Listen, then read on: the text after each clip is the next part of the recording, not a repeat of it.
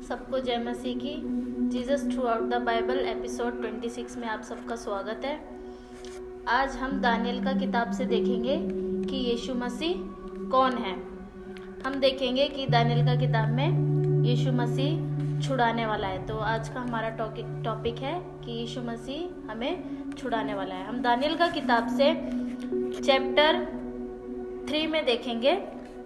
नबूकदनेस्सर राजा क्या है, एक सोने की मूरत बनवाता है और सभी प्रांत के और भिन्न भिन्न प्रकार की भाषा बोलने वाले लोगों को, अधिपतियों को और सब लोगों को क्या है, उनको बुलाता है ताकि वो मूरत को आके उसकी उपासना करे और उसे दंडवत करे। और जो ऐसा नहीं करता है, राजा की आज्ञा को नहीं मानता है, राजा उसे दंड की आज्ञा देने के लिए कहता है।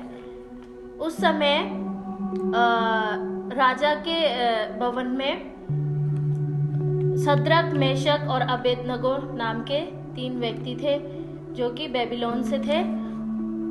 उन राजा को सुनने के लिए मिलता है कि वो लोग उस सोने की मूरत को दंडवत नहीं करते हैं और राजा की आज्ञा को नहीं मानते हैं। तो राजा जब उनको बुला के पूछता है कि तुम क्यों नहीं मेरी बनाई हुई मूरत को, मेरी आज्ञा का पालन नहीं करते हो और सोने की मूर्ति को दंडवत क्यों नहीं करते, और यदि अभी तुम इस मूरत को दंडवत करोगे तो मैं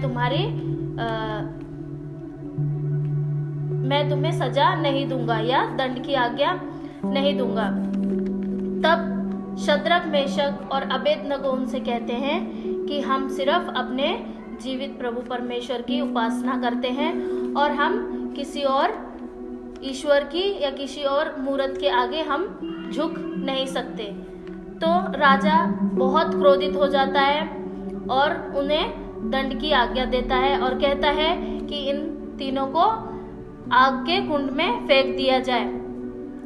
तो वो राजा अपने बलवान पुरुषों को बुलवाता है और उनको शद्रक, मेशक और अबेदनगो को बांधकर आग की भट्टी में डलवा देता है। जब आग की भट्टी में उन तीनों को डाल देते हैं तो राजा देखता है, राजा क्या देखता है, हम अध्याय दानियल चैप्टर 3 वर्स 25 में देखेंगे कि वो क्या देखता है।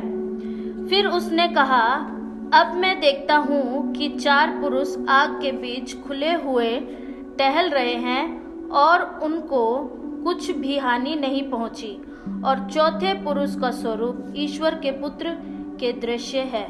तो राजा जब वो देखता है आग की भट्टी में कि उसने 3 व्यक्तियों को बांध कर डाला था, लेकिन अब वो 4 व्यक्तियों को खुला हुआ टहल रहा देख रहा होता है। तो वो जो चौथा जो पुरुष था वो कौन था? वचन में लिखा है उसका स्वरूप ईश्वर के पुत्र के समान था। तो वो जो चौथा पुरुष था वो प्रभु यीशु मसीह था। तो प्रभु यीशु मसीह उन लोगों का बीच में, उन तीनों का बीच में उपस्थित था और उनको उस आग की ज्वाला से जलने से बचाया, और उनका कुछ वस्त्र भी वो आग उन्हें झुलसा नहीं पाई, जबकि जो उनको आग में डालने वाले थे वो जल के मर चुके थे, लेकिन वो बांधे हुए डाले थे और वो खुले हुए प्रभु यीशु मसीह के साथ टहल रहे थे। तो इसी प्रकार हम दानियल का इस स्टोरी में बुक में देखते हैं कि प्रभु यीशु मसीह हमें छुड़ाने वाला है। और आज भी प्रभु यीशु मसीह क्या है, हमारे साथ है, पवित्र आत्मा के रूप में हमारे अंदर है। वो हमें जब भी कलेश या दुख या संकट आता है तो वो हमेशा अपने बच्चों को बचाने के लिए तैयार रहता है। प्रभु यीशु मसीह, हमारे पिता परमेश्वर ने प्रभु यीशु मसीह को हमारे लिए भेज दिया ताकि वो हर समय हमारे साथ रहे जब भी हम कलेश, संकट, मुसीबत में हो, और वो हमारी रक्षा करे।